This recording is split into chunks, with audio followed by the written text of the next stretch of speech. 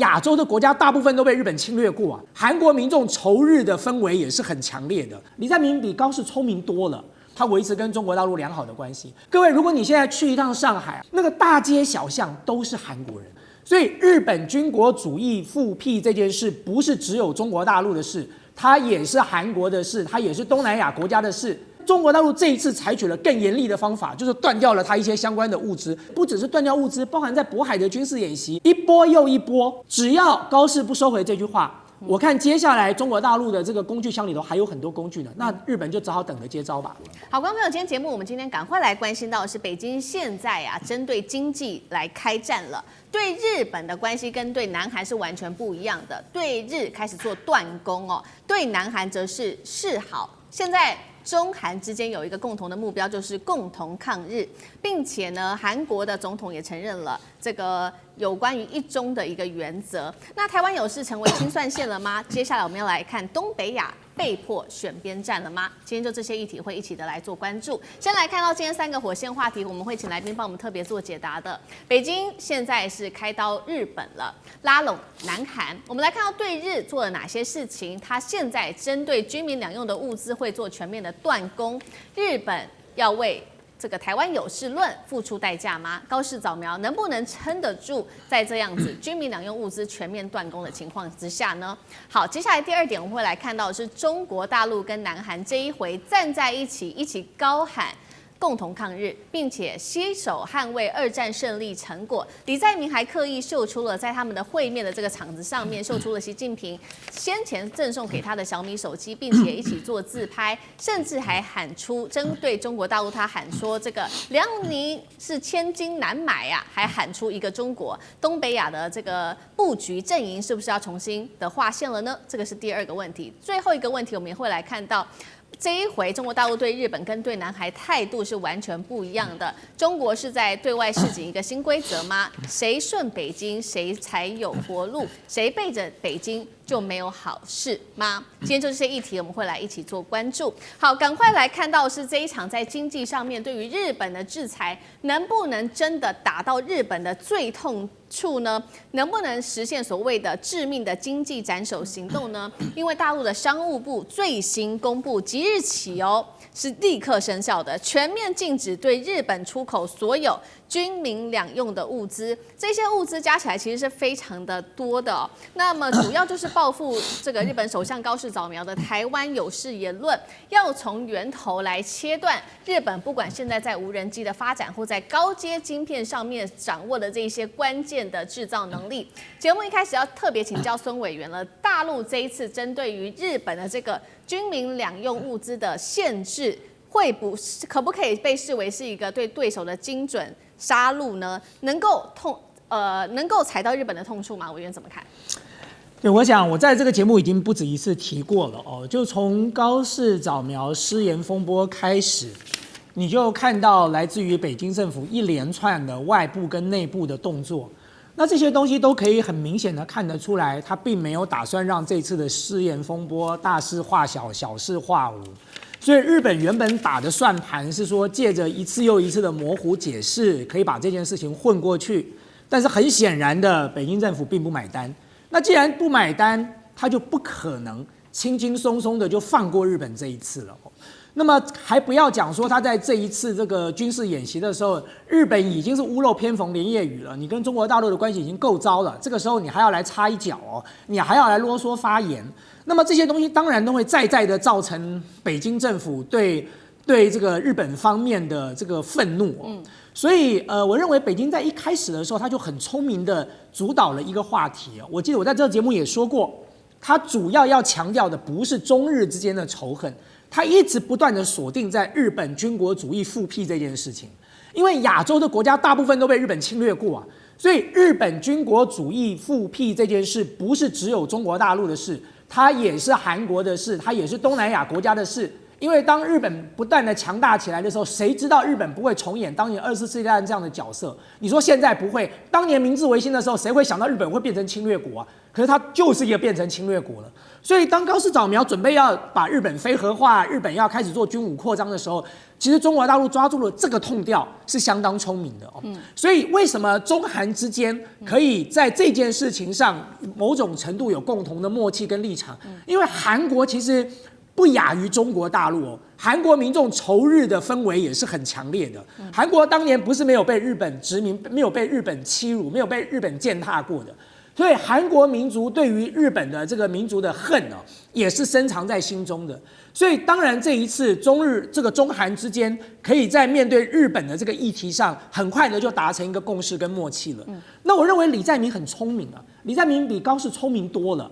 你看李在明是两边都压了，他一方面告诉美国老大哥说，我来帮你造船，你现在造船技术落后嘛，对不对？我来帮你造船，我投资几千亿下来恢复你美国造船业的荣光。可是另外一方面，他维持跟中国大陆良好的关系，所以某种程度来说，对中国大陆来讲哦，你光看到他怎么对韩国，就了解说，这不是要求日本、韩国选边站的问题哦，韩国是两边都站了，可是中国大陆并没有因此而对韩国这个迁怒。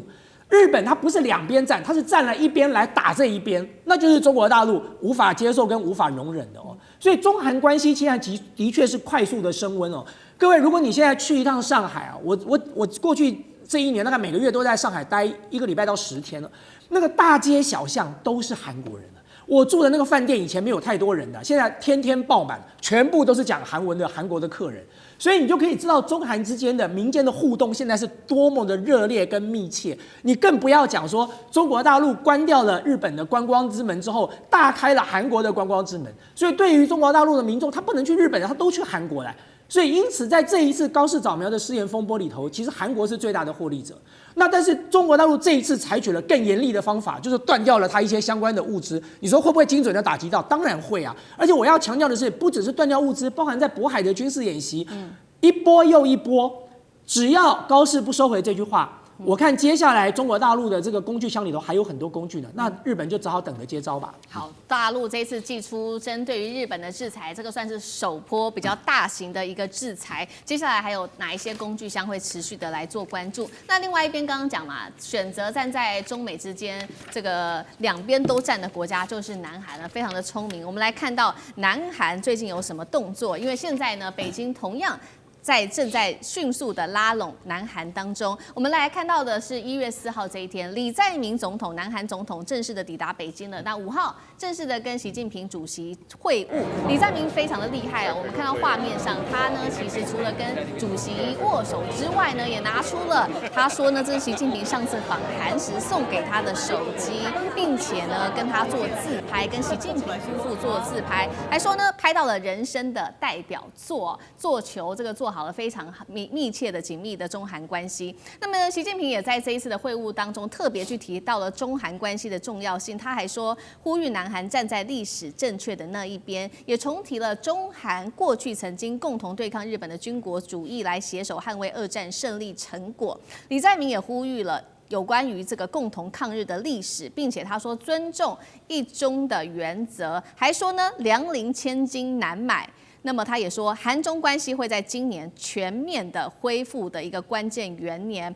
那要注意到的，这是李在明在短短2个月之内，其实跟习近平来做见面。这一次李在明他也带了非常多的企业家，一共是400多位，而且都是这些大企业，不管是我们知道的 LG 啊、现代汽车、SK 啊、三星等等都有。那针对于比较有争议的一些议题，就是大家想要知道的是南韩的稀土问题。现在呢，南韩也说了，中国已经同意了，透过这种制度的许可，可以协助南韩企业取得这种关键的矿物。第二个比较具有争议的议题，就是有关于南韩要造这个核动力潜舰。南韩也说了，已经跟中国大陆说明了，目前是没有太多的争议。针对于中韩之间现在站在一起共同抗日，苑老师又怎么看？南韩这一次为什么要极力讨好中国呢？是担心日本军国主义再起吗？李在明这一次访问北京啊，是要告诉大家，尹锡悦的时代已经完全翻章了。那么现在的话呢，在这个翻篇的过程当中，那么李在明的话呢，他创造了几项记录。首先，第一个记录的话呢，就是说原来这个韩国上任的新总统不访问美国或日本，直接到中国去，这是第一次。那这个也是一个非常非常重要的一个指标。然后第二个重要的指标的话呢，就是不晓得大家知不知道，就是韩国的圣地居然是在上海黄浦区的马当路306号，叫做韩国流亡政府旧址。我去过那个地方，我去那个地方是看一个朋友，结果到那个地方的话呢，要改道，因为前面排了大排一大堆人，我以为美国领事馆要办签证，后来搞了半天是韩国的观光客要看他们的圣地。然后第三件事情的话呢，大家知道李在明这次要到哈尔滨去，把安重根的骨灰要带回这个日本在韩国去。那安重根什么人呢？就是暗杀伊藤博文的人。那这杀的地方的话呢，就是在这个哈尔滨的这个车站。那是一个很了不起的。大家要知道，伊藤博文对中国人干的坏事无限啊，居然是被一个韩国人，而且第一个韩国人的杀手就把他干掉了啊。所以说这个是一个很重要。所以说中韩共同抗日出现了非常多的象征意义。但是是不是能够重塑东北亚阵营呢？我觉得还蛮难的，真的蛮难的。因为美国的话，我刚刚讲这几件事情，美国的话呢，希望韩国是听话，做乖儿子啊，乖孙子。但是这一不听话的话呢，美国现在已经有动作，就是美国裁减了在韩国、在朝鲜半岛上的美军，而且完全没有告知韩国。那么这个意思呢，也就是说这是一个警告啊。那么对于韩国来讲的话呢，你能不能够面对朝鲜的威胁？那么这是另外一个问题。那么为什么这一次李在明要带了这么多的400人的一个经济访问团来访问中国的话呢，最主要是原因只有一个答案，就是经济啊。这个笨蛋问题就是在经济。那么韩国本身跟中国的近的程度上来讲，所有的科技，因为韩国无论是科技也好，甚至说是演艺事业也好啊，或者什么 K-pop 啊，或者说韩国的，他们现在都面临了很大的威胁啊，因为大陆自己搞起来的慢慢出来了。我告诉大家一个数字，就会知道韩国人为什么不是很喜欢中国人的同时，你又要派出所有的这种财团要往中国走。大家知道韩国最有名的泡菜，我们叫韩国都叫泡菜。韩国的泡菜没有很少是韩国自己做的，韩国99%的泡菜是山东青岛一个镇所做的泡菜啊，大家要了解。那么对韩国来讲，如果他知道这个数字，如果他有看我们的节目的话，要翻译成韩文的话，是可忍孰不可忍啊！韩国连自己的泡菜都要靠中国，他的经济怎么能不靠中国？所以这个大家展开了无限的想象空间，让大家可以知道韩国在目前为止的依赖中国的程度，比依赖美国、比依赖日本要严重得多。所以李在明这种做法，目前为止没有看到韩国有什么大型的抗议。确实，所以我们看到这一次习近平主席也特别的借由因为韩国对他经济上的依赖，也拉拢跟韩国之间的关系。那针对日本，则是做这种精准的经济上面的打击。怎么看北京的策略，干哥？你看这一次哈，你说是 SK 啊，海力士，然后还有那个三星、现代都去了，这些大企业都去，都要随着那个李在明去。可是整个团有400人，我请问你一下，这么大的团来的时候，你不用先跟中方知会吗？中方一定知道你来了些什么人，哦，他才会允许你进来。他不可能说，我今天就我都邀请你们，你们来多好都不管。我跟你讲，这是一个经过特别缜密的计划，也就是说，你们要来什么人，要来什么企业，要来谈什么问题，都已经早在出发之前都已经。这个双方已经协商好了，要干嘛？是做给周边的国家看的。就是说，你看，我现在跟朝鲜半岛上的南韩跟大韩民国为什么这件事情的意义很重大？大家要晓得，这是10年以来中韩之间等级最高的会面。那你说10年什么意思？大家还记得2016年的时候发生什么事情吗？好啦，2016年就是发生的南韩的萨德飞弹部署事件，美国硬要在南韩部署那好像是咸镜北道吧，然后问题出在哪里，你知道吗？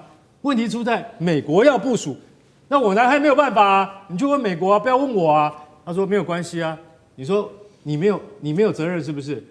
正好你这块土地就是部署萨德防卫系统那个土地是乐天集团所有，好了，这下乐天集团你完蛋了。你在大陆所有的企业，因为乐天是连锁企业嘛，它不但有零售业、销售业，它还有什么？它还有娱乐业，所以它所有旗下的艺人，然后经纪团体都不能来韩国表演，就有点像这一次日本的表演的个人或团体都一样面临这样的问题。可是南韩靠这个吃饭啊，你叫我通通不要来的话，我会完蛋啊！乐天惨赔，结果后来全部撤出中国市场。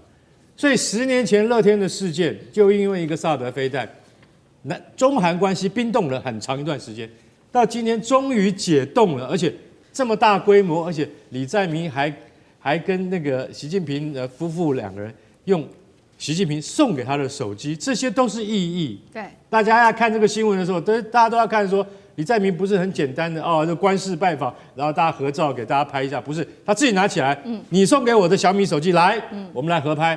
所以这个意义非常重大，这在都显示出什么？显示出两国解冻。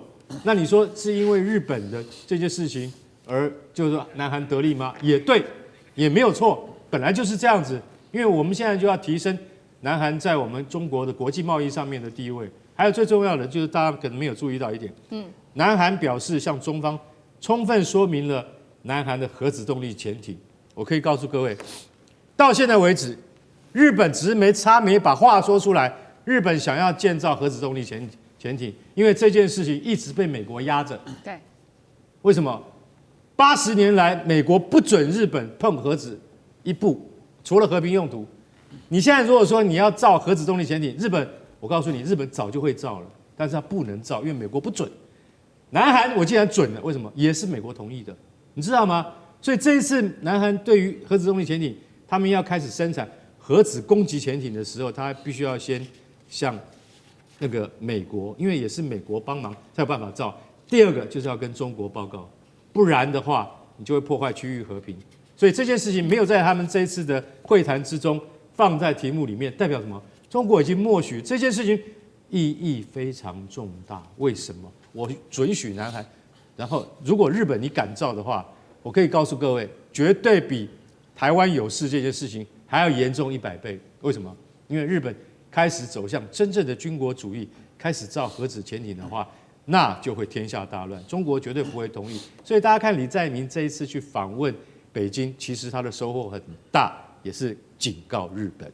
好，我们现在要持续关心到是中日关系急冻，也导致现在日本的观光产业急冻，甚至被解读是否会崩盘呢？怎么回事？今天3个火线话题，我们请来宾帮我们做解答。首先看到日本的观光业现在急冻啊，只是因为高市早苗他当时的一句话，所以我们现在看到最新消息，46条往返中日之间的航线直接归零，政治真的会一刀砍掉观光的命脉嘛？第二件事情，我们来看到，在大陆旅客一撤出之后，在京都啊，它的这个旅馆的房价直接暴跌，幅度高达了60%，业者叫苦连天呐。包括这个道顿崛餐厅这边的营收，那一条街上本来有非常多的旅客，现在也直接崩跌了40%的营收。关西的观光为何这么的脆弱呢？最后来关心到的是，现在中国大陆的旅客好没有消失，其实呢，他们不去日本，去了哪里？贡献了包括了在韩国、东南亚、欧洲都接住了来自于大陆旅客的红利。日本成为唯一被中国市场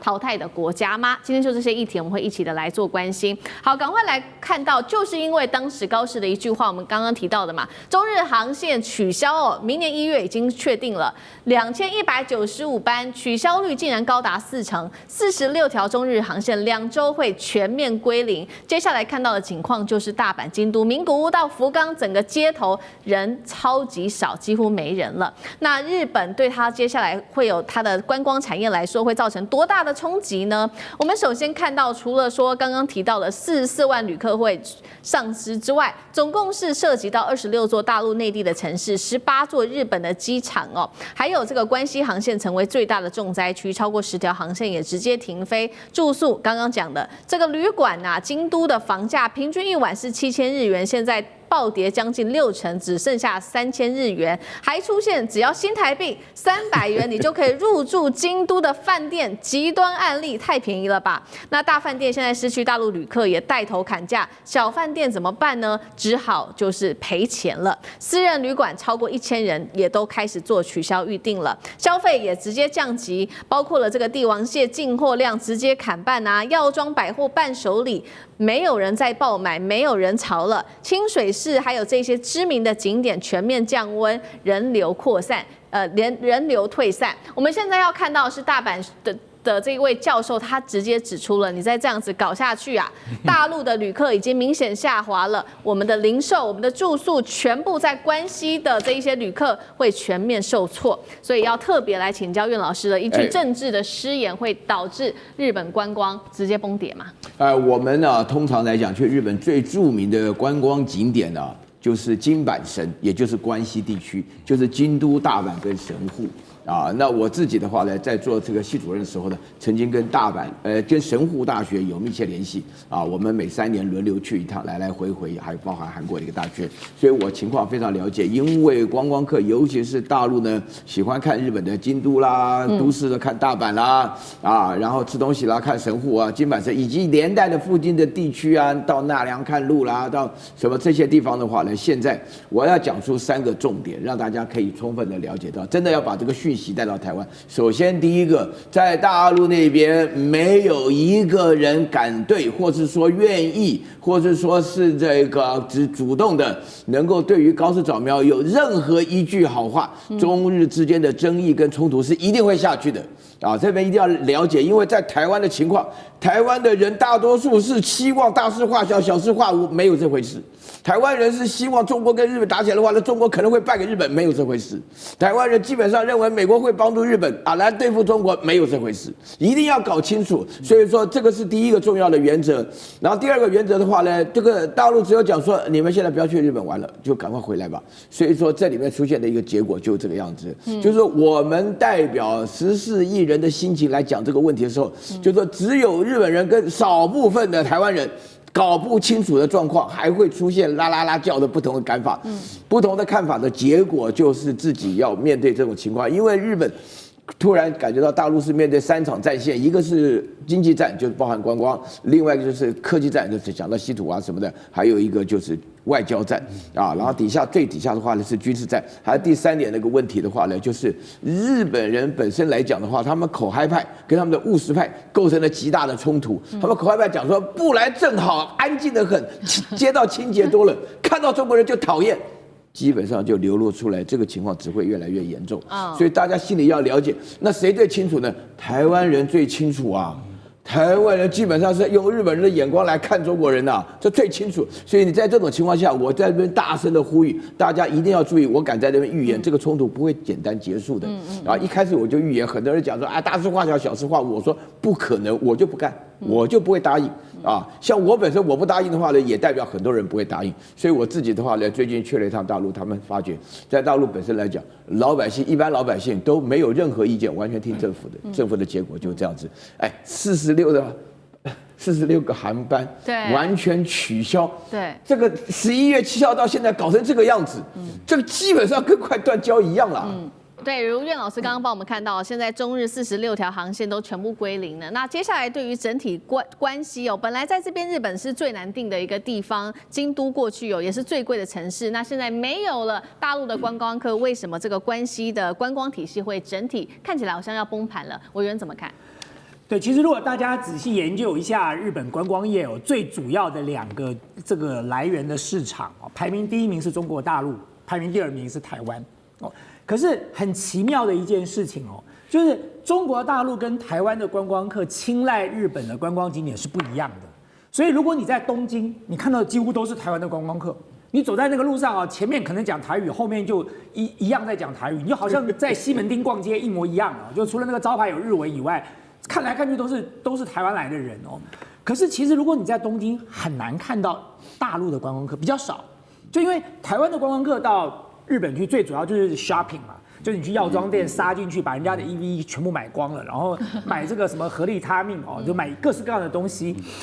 但是中国大陆的观光客他们比较青睐的是关西，所以如果你到了关西，你到了清水寺，然后你到了这个什么2条城，你就会发现说，在那里讲的可能都是这个正宗的京片子或者是那种家乡话了。原来都是中国大陆的观光团在那里。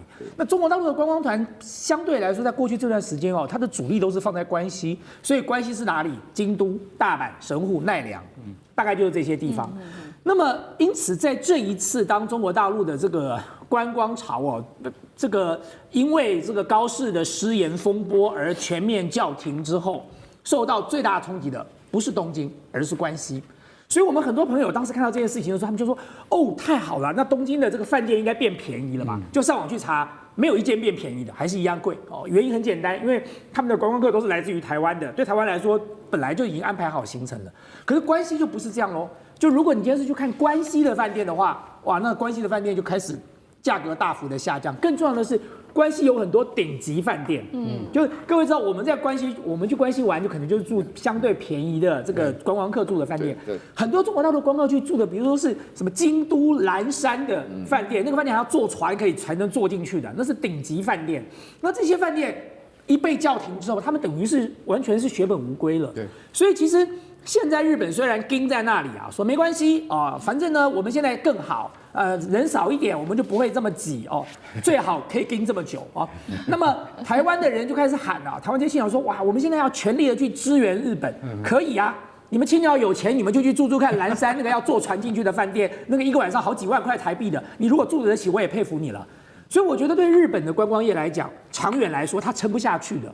就是也许有一部分的观光客，你说，哎，我这个时候趁关西便宜，我赶快跑到关西去玩。可是我刚才说过，中国大陆跟台湾分别就是排名第1名跟第2名的观光客的市场，台湾也不过2300万人，中国大陆有14亿人呐、所以你想想看，在这种比重之下，台湾的观光客就算增加一点，那个增加的量也非常有限哦。可是中国大陆少掉的那一段，却是很大的一个比例哦，因为中国大陆的到日本的观光客是超过台湾的，大概超过了一小段哦。就我如果印象没有错，大概差几百万吧，150万以上。对，但是问题是在这种情况之下，台湾能够补的非常有限了，所以我觉得日本现在当然死鸭子嘴硬，他说没影响哦，那么观光品质变得更好。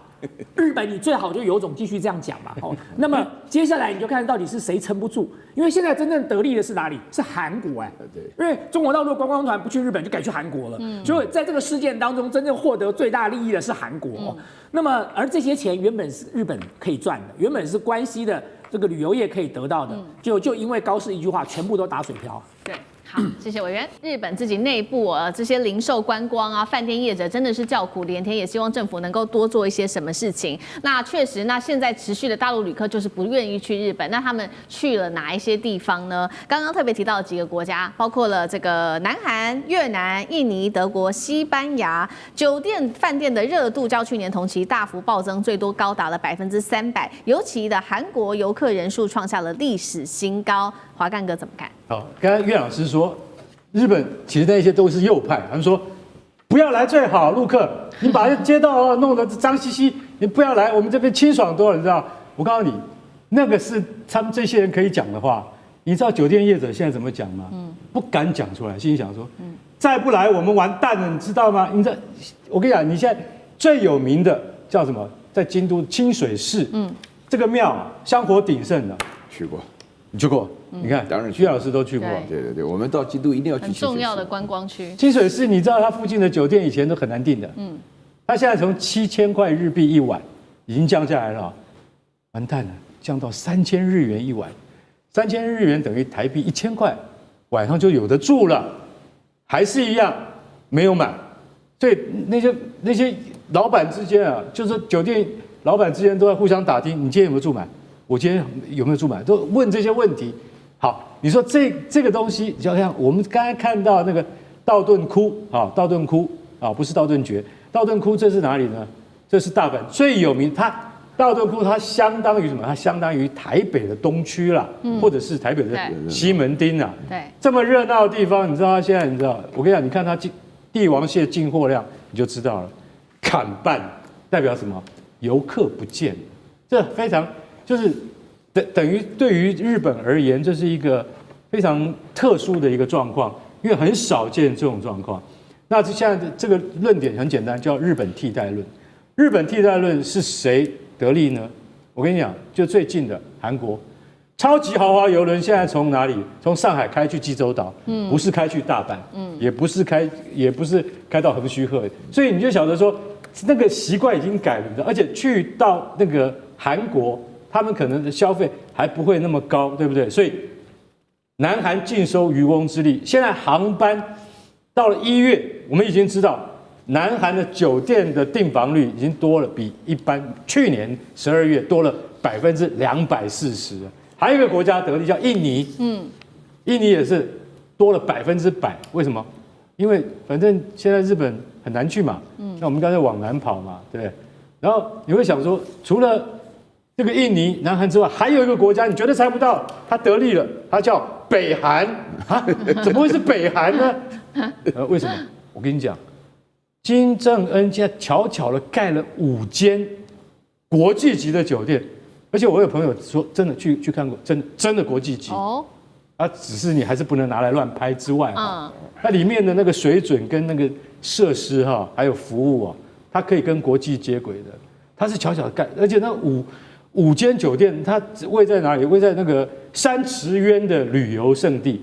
山池渊这个地方有去过应该知道，就是说那5间是在大概半年之内一都落成了。为什么？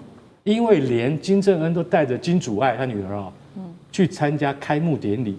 然后金主爱表演滚床单给你看，就在那个床上这样滚过去，说：“哎呀，这个好棒，好舒服啊，爸爸，我们也要住一晚。”意思是什么？意思连北韩都很重视了，都很重视，因为去北韩旅游的性价比当然比一般的国家来得高嘛，所以你就晓得说，现在日本替代不是不可能，但日本替代这个概念会不会成为就是未来的一种，就是说旅游的习惯或方式？现在。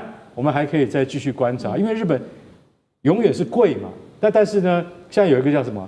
叫4条河园町在哪里呢？在京都。4条河园町，它什么药妆店？你们最喜欢去的，女孩子最喜欢去。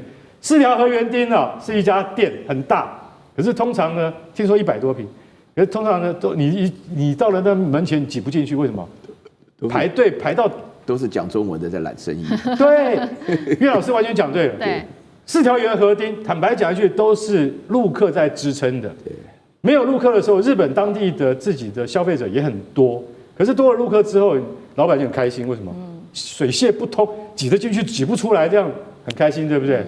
他说现在畅行无阻，没有人了，没有人啊。所以在大马路上你看到没有人的情况之下，对于日本的经济的冲击有多大？很多人都认为说这不是正常的现象。那高市早苗，他其实在一部分的那个外交政策上面，他应该到了时机的时候，应该必须要改弦易辙，不然的话，大陆的报复手段还有很多。好，观众朋友，今天这一场中日大战，我们要来看到在钓鱼岛这边也是全面爆发吗？另外，今天也会关心到是全球最强的雷射武器会做一个对决，中日之间我们会来看到的是燎原1跟飞鸟号来做一个 PK。最后，我们今天也会关心到的是福建号穿越台海的目的是为作战预做一个预演吗？今天就这些议题，我们会一起的来做关心。3个火线话题，今天会请来宾帮我们特别做解答的，包括第一个问题：钓鱼岛会先开火吗？大陆的海警已经30天了，巡航钓鱼台是警告日本，还是准备接管，随时会做开火呢？第二个问题，我们会来关心到的是武器面，在雷射武器到底是谁比较强？日本它的飞鸟号对上中国大陆的燎原1，算是一场军备的竞赛吗？还是已经被全面碾压了呢？最后我们会来关心到的是福建号，它的航行方向是穿越台海，这个目的为何？是在为下一场战争预做铺路吗？今天就这些议题，我们都会一起的来做关心。赶快来看到中日关系现在逼近一场比较极度危险的红线。我们来看到的是最新的情资显示，大陆的海警连续30天了，都在钓鱼岛的海域这边做一个常态性的巡航，不只是单纯的一个巡逻而已，宣告的是常态化、军事化、长期控制正在进行当中。现在也有学者特别就这样子的一个现象做了一个分析，他认为说中日关系如果持续的恶化，接下来的军事摩擦第一枪，他认为发生的地点就会是在钓鱼岛。3个原因，为什么钓鱼岛容易发生冲突？第一个，指出中日台目前都主张拥有钓鱼岛的一个主权，所以呢，主权争议清楚，他国也会极难的介入。第二点是钓鱼岛台的位置，它离日本本土又比中国大陆还要更远，日方长期的巡航执法的难度确实看起来是比较高的。最后，是关于美日安保了，它存在一个灰色地带。川普到现在都没有亲口承诺安保会涵盖在钓鱼岛的位置上面。不过也有学者他认为说，目前川普着重在跟大陆做交易，他不会在中国的核心利益上面跟中国大陆发生冲突。更不会为了一个所谓的礁石跟习近平交恶，所以节目一开始特别请教委员怎么看这个钓鱼岛是为何目前被视为是中日最有可能发生冲突的第一战场？中国大陆的海巡已经连续巡航30天，在这附近向日本要释放什么样的讯号？对，我想我们在先前评论这件事情的时候，我们就提过了哦，就是很显然的。北京政府从头到尾都没有打算让这件事情善了哦。也就是说，从高市当时的失言风波之后，你就会看到北京政府对内跟对外哦，几乎已经是展开全面的大内宣跟大外宣，然后炮火就直接指向高市啊，而且完全没有任何停歇的状况哦。就是我才刚从上海回来。就除了前2天这个新闻都在报黎智英被这个判有罪的新闻以外，除此之外，几乎每天的这个重点新闻一开始都先骂高市大概20分钟。所以当你看到北京政府对内哦用这么高规格的大内宣的时候哦，你就可以强烈的可以感受到，他如果希望这件事情善了，他绝对不会这样做。因为当他这样做的时候，他等于是煽动了整个中国14亿人口的民族情绪了。就是如果曾经去过这个大陆或者常去大陆的朋友哈，就可以了解说，我说过嘛，你在大陆哦，你每天晚上打开那个连续剧，它的卫视哦，大概有10几20台，全部都是抗日的，各式各样的抗日哦。然后呢，怎么对这个日本的伪政权啊，怎么在上海进行这个间谍的行为哦，几乎全部都是抗日。你再看看最近在这个中国大陆电影院演什么？他们前一段时间才演完731部队，接着演南京照相馆。就这些电影，连我进去看了，我都会掉泪了。我都实在看得不忍心，我都不敢进去看了。可是当你想到他的电影院放的是这个，他的电视台演的是那个，然后呢，整个国内的大内宣全部炮口指向日本，这就代表说，恐怕不是高市几句试图要转圜的这种退让的态度就可以解决这个问题了。你说高市有没有试图转圜？他有，但是呢，他讲的不明确，所以呢，他承认这个台湾跟这个中国的问题，日本不应该介入。这个什么台湾这个中国的一部分啊，中国是唯一的这个代表，这个中华人民共和国是唯一代表中国的这个合法政府，这些是高市讲的。可是尽管高市这样讲了，北京还是不买单。所以呢，除非今天日本在这个事件上愿意全面的收回哦，而且更正。那么当然，随着这个态势持续的升高，在钓鱼台海域发生冲突有没有可能？极有可能。我上次就已经讲过了，这位学者讲的跟我讲的几乎完全雷同嘛。因为这是一个主权问题，在主权问题的情况之下，没有任何一个国家可以介入主权纷争的。就你现在看到泰缅打成这个德性，你有看过哪一个国家可以介入帮泰国或帮缅甸吗？它就是一个主权纷争啊。主权纷争在全世界每个角落都有发生。但是这种小规模的冲突，其他的国家，除非你也有宣告主权是这个属于你的，否则你要介入实在是太难了。那更不要提到说，如果今天中国大陆试图要给日本一个教训，而这个教训又必须师出有名，不能够背上这个侵略或者是率先攻击这样的包袱，那么钓鱼台当然就是最好的选择。好，目前我们现在看到的是来自于中方的动作，就是在钓鱼台这边连续的30天的巡航。那日本现在面对这样子的一个态势，它一方面也持续的是在升高冲突嘛，因为它现在目前是在琉球离岛，也就是日本这个所称的冲绳部署了雷达的部队。那另外一方面，除了雷达部队之外，它还高调释出它的这一款武器，雷射武器，它是叫做飞鸟号，搭载100千瓦的一个雷射武器。那中国大陆今天我们说会做一个 PK 嘛？大陆的武器最新一代的是它的燎原1高能雷射系统，它现在目前性能是比较明朗的。我们看到这个表格哦，目前来看到它的射程是20公里，是一个比较具体的一个数字。那日本没有公布，那它的性能还包括5秒内可以熔毁超音速的飞弹导引头，所以我们特别请将军来带我们看日本把他的雷达跟雷射部队放在冲绳离岛，会对解放军造成什么样子的压力吗？另外2款的武器飞鸟号跟燎原1的差距，谁还是这个海上海战规则的最强王者？将军怎么看？我们先不要讲说对空射击，我们讲水平射击好了。我想华干当过兵，一定有这个印象。我们都教兵，你归零175公尺，归零完以后，如果目标出现在300公尺，你要瞄准的是敌人的头部来做射击。为什么瞄准头部呢？因为你打出以后，那个子弹是有受地心引力影响，它是一个抛物线，到达175是在交汇点，然后过了175之后，它就往下面掉。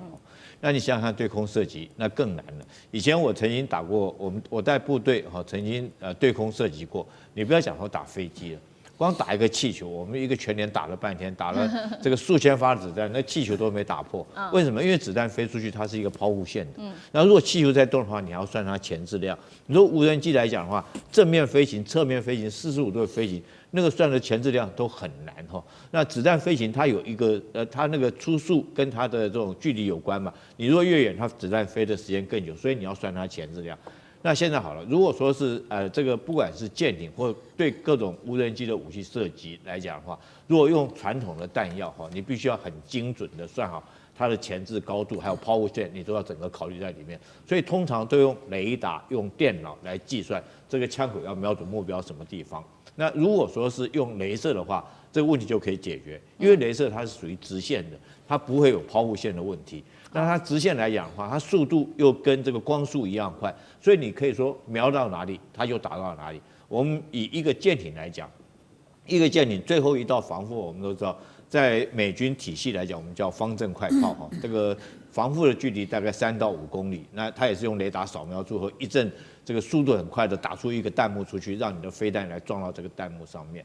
那这个解放军他们用的是1130快炮但是这些毕竟是弹药，那你的距离射程有限，因为你子弹的射程受限于这个，所以现在来讲最好的方式就是用激光武器。第一个，它是用光，它是走直线，而且速度又很快，可以很快。那解放军在这方面来讲，它已经有很长足的进步，而且已经用在实战方面了。我们不要讲这是燎原1号，我们讲之前他卖给中东沙特的叫做极尽狩猎者，就是一种激光武器。因为沙特那边经常受到这个也门组织，他们用无人机骚扰他的油田，所以他为了打这个无人机，最好的方式就是用极尽狩猎者激光武器来打。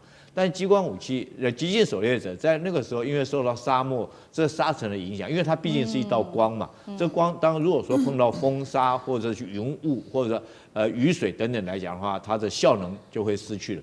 所以，但是他继续后面的研发以后，他发明了所谓燎原1号。那我们目前看这个数据，如果跟日本的飞鸟1号比较起来的话，它300 kW 对100 kW，那功率越大，代表一个就是它射程可以越远，可以射程越远。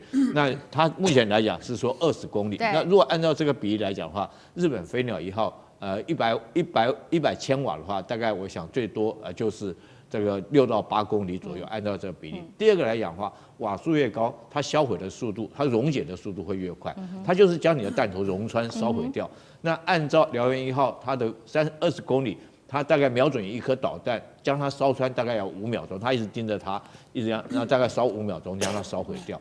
那日本的这一款这飞鸟号上面来讲，如果说是它功率不高的话，如果说是要超过10秒钟以上，你才能够将弹头烧毁的话，那你就很可能脱锁，你就不见得会烧毁。那除非说是这颗导弹距离你的距离更近，你才有可能在短时间之内将它销毁。那第三个，我认为说燎原1号为什么优于日本的飞鸟1号呢？因为它已经实战部署了，它已经摆在它的07这个2栖登陆舰上面这个叫做四明3号。那各位可能很有趣，为什么摆四明3号？为什么不摆更强大的055福建舰这些军舰？因为四明3号071是船坞登陆舰。那船坞登陆舰你知道吗？它在登陆的时候，它一定要停在所谓的换乘区，就是大船换小船的地方。它会在那边停留时间很久，而且它这个周波的时间距离大概10到20公里，也就是说这个距离来讲，会被守备部队来讲用无人机攻击的距离。第二个来讲的话，你在那边停留时间长，就很容易遭受到守备部队用这个火炮对你来攻击哈。你不能说停到那边马上就走，你很难闪躲。你又在那边停到所有大船换成小船，所以我觉得这种武器放在4名3号，它当然就最符合它实战的需求，因为这条军舰要在那边做2栖登陆，它可能要在那边停上1个钟头。那在这种状况，遭受到无人机或者导弹的攻击几率会最大，而且它的距离岸边的距离又最近。这时候如果说它有这种燎原1号这种雷射的武器，可以对它做最后一道的防护来讲，不管是对导弹或者是说这个无人机都可以达到很好的一个防护效果。所以解放军已经实战部署了。那比起日本来讲，现在还是实验的阶段。那我觉得说是燎原1号应该是略胜这个日本的飞鸟号一筹。好，刚刚将军特别帮我们就这个中日之间的这个2款不同的雷射武器做了一个性能上面的一个比较。那另外一方面，我们持续的关注在中国大陆的航母的动作，因为最近真的是比较多。先前我们报道过，这个是辽宁号嘛，沿着日本的周边走。现在最新的进度，我们要来看到的是大陆海军巨无霸福建号。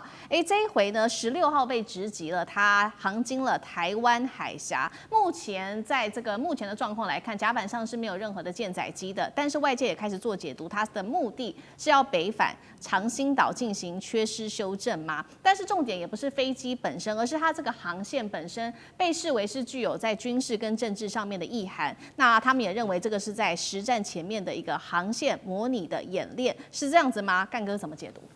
国防部长我们中华民国国防部长顾立雄说，他这次回去没有带舰载机，代表是什么？代表他回到长兴岛的造船厂进行缺失改正。这种话不是一个没有，就说没有，他根本没有接触过军旅生活的人讲得出来，那是幕僚告诉他的。他知道什么叫缺失修正。如果我们没有记错的话，福建舰是第6次部署，它还在修正的阶段状态，所以那一定是国防部联2情报参谋总部来告诉他的，对，他才会知道，不然一般人是根本就不会知道。那好，没错，福建舰现在处在一个十字路口，什么十字路口？也就是你现在高市早苗的这些言论，代表不仅仅是钓鱼台，甚至是台海，都可能面临直接而显而易见的动员，或是危险，不管是任何情况，所以。它代表着什么？它代表新一代航空母舰的电磁弹射系统以及它的舰载机的系统完备，是不是可以达到可以担负起作战任务？这是最重要的，这比什么都重要。因为我们还有2艘航空母舰，没错，但实际上你真的如果打起来的话，一定是福建舰率领。为什么？因为它是全新设计的，而且它载有歼35，歼35在前面2艘航空母舰是上不去的哦。